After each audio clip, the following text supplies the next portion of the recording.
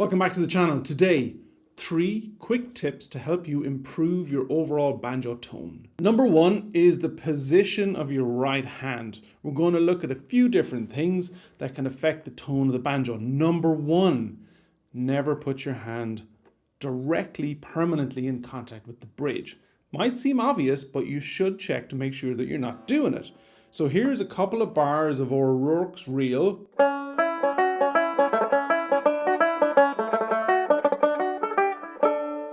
Nice and bright up on the top E and A strings. So if your hand is fully on the bridge, what does the bridge do? Well, it reverberates the picked string into the head, which then reverberates, and back into the resonator, which projects it out. That's a really rough description of what's going on. So the bridge is very important. If your hand is on the bridge, let's really exaggerate it.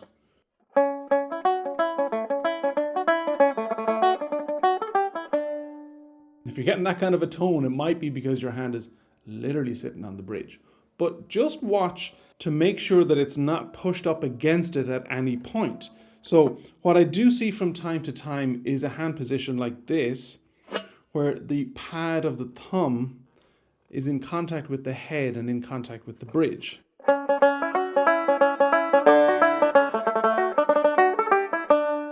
Now, it's not catastrophic, but here's the difference. So this is with a good bit of contact with the pad of the thumb onto the bridge and onto the head. And here's when it's pretty clear away from the head and the bridge.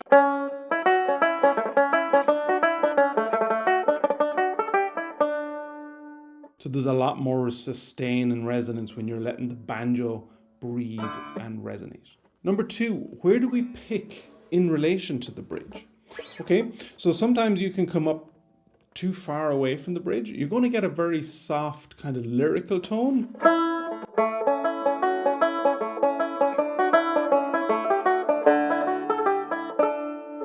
In a lot of ways, that's really sweet, and the tone of that is beautiful.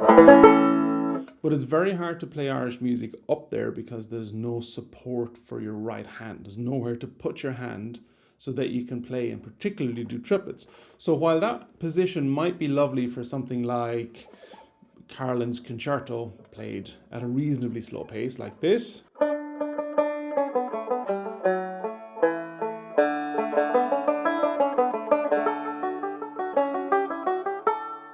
for the nuts and bolts of jigs and reels, it's too far away. There's no support mechanism for the right hand. Too close to the bridge, you're going to get that really tinny sound, and this is definitely one to watch with the E string, because when you're picking and your hand is in a anchored position, in actual fact you're picking in an arc rather than in a straight line when you change strings. So while the lowest string, the one closest to your face, it might be 2 inches away from the bridge, because of the way that the hand arcs across the 4 strings, you might end up picking the E string at a very tight angle. So your lowest string sounds good, the D sounds good, A starts to get a little bit picky, and then the E is very sharp. So be aware of that. One way to do it is to slightly adjust your hand position as you come onto the heavier strings. Aim to set up so that when you're picking the E string, which is inclined to be the tinniest of them all anyway, that you're an inch and a half away from the bridge for the sweetest tone.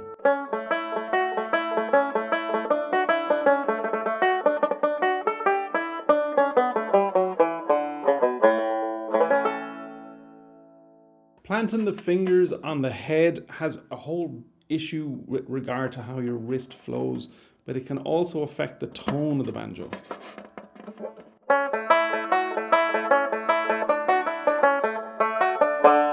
Again, it's just because you're killing what the head is doing, which is reverberating and creating the sustain and the tone in the banjo. Ideal position, 1.5 inches away from the bridge. When you make contact with the E string, your hand is supported behind the banjo on the tailpiece or on the strings, the pad of your thumb is going to make contact with the bridge. That's just the nature of the banjo. The bridge is sharp, so get a little bit of sandpaper and file it down so that it doesn't dig into that soft part of your thumb.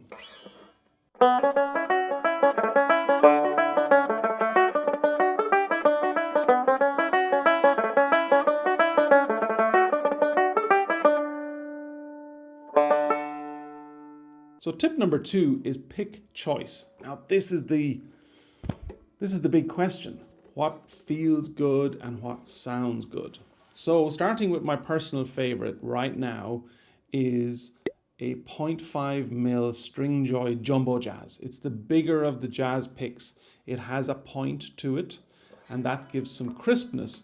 The material is crisp in itself and that also adds to the brightness of the tone. So again, you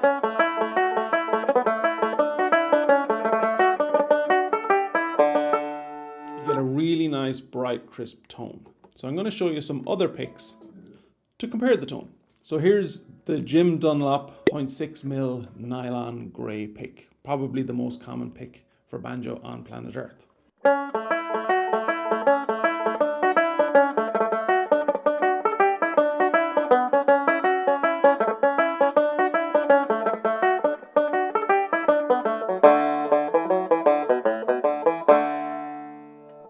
Again, that's a really nice tone. It is a slightly woollier or rounder tone than the Stringjoy, which has more brightness because of the sharp point. So often that'll be down to personal taste, whether you like the slightly rounder tone of the Dunlop versus the Stringjoy. Maybe you're using a much heavier pick. So this is a 73 or a 0.73. It's a Dunlop Tortex. And you'll hear that this has a much woollier tone.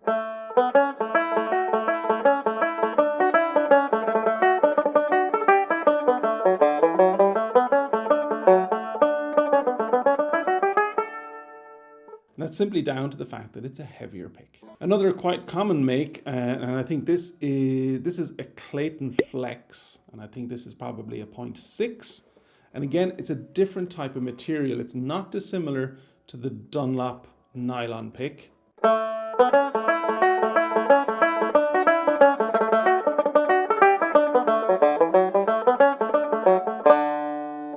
Again, the tone is on the woollier side to my ear.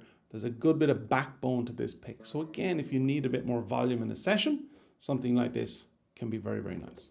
Another one that I like when I do need volume is the 0.6 Jumbo Jazz from Stringjoy. Even though it has backbone and it has that extra weight, it still has a pointy end.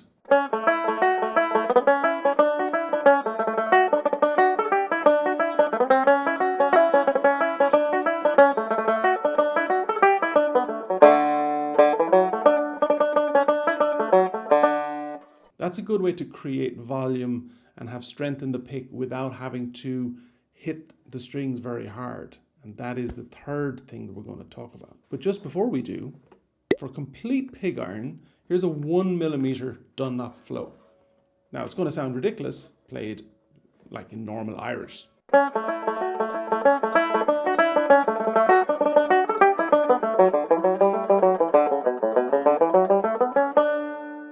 Because you're starting to get almost as much pick sound as you are banjo sound.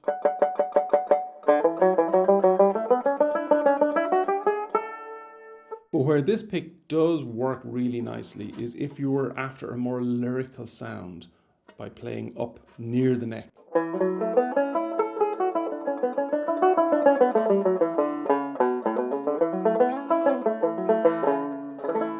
And that might be for song accompaniment.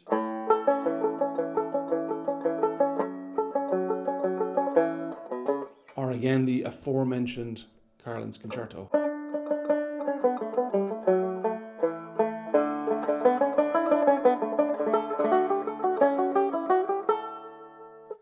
It brings a lot of roundness to the tone.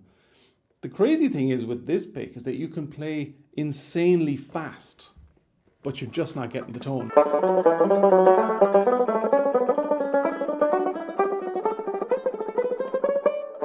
So if you ever wanted to do, heavy metal guitar shredding on a banjo, you're going to need one of these. Pull that out in a session and see what happens. Which brings me on to point number 3. How hard do we hit the strings? Because this can have a major impact on your tone. Each banjo, by its nature, has a sweet spot of volume. Some banjos are louder than others, but if you try to play a softer banjo loudly, it can really affect the tone.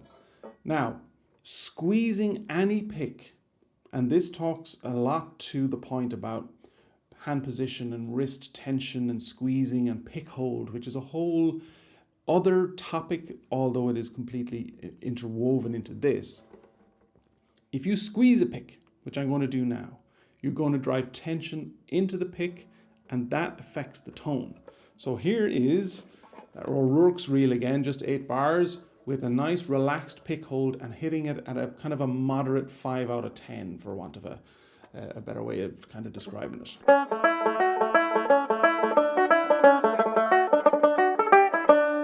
So that's a pretty sweet tone. Now I'm going to squeeze the pick and I'm going to hit it a lot harder.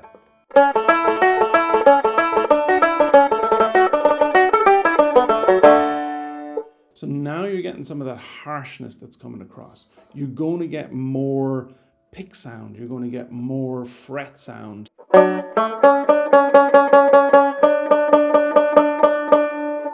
You're taking a lot of the sustain out of the strings by just hitting them too hard. So watch your right hand and see, are you squeezing the pick and are you hitting the banjo really, really hard, because it affects the tone.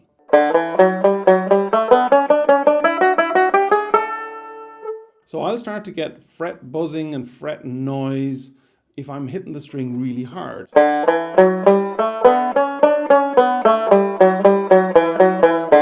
Because I'm forcing the strings to interact an awful lot more with the frets. When I play in that real sweet spot,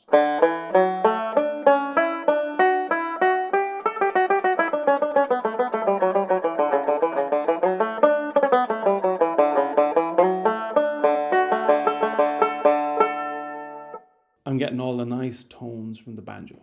So to reiterate the 3 points, where you place your hand, don't kill the tone on the bridge, don't kill the tone on the head. Pick choice makes a big difference to the tone, and there's a little bit of individual taste involved. And how hard you strike the strings.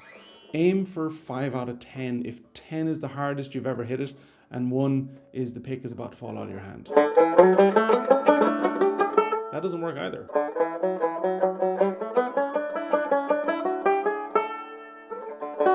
If you like this video, hit the like button, hit subscribe, hit notifications so you don't miss any of the lessons that I'm producing. There's loads more on the way. Thanks for watching.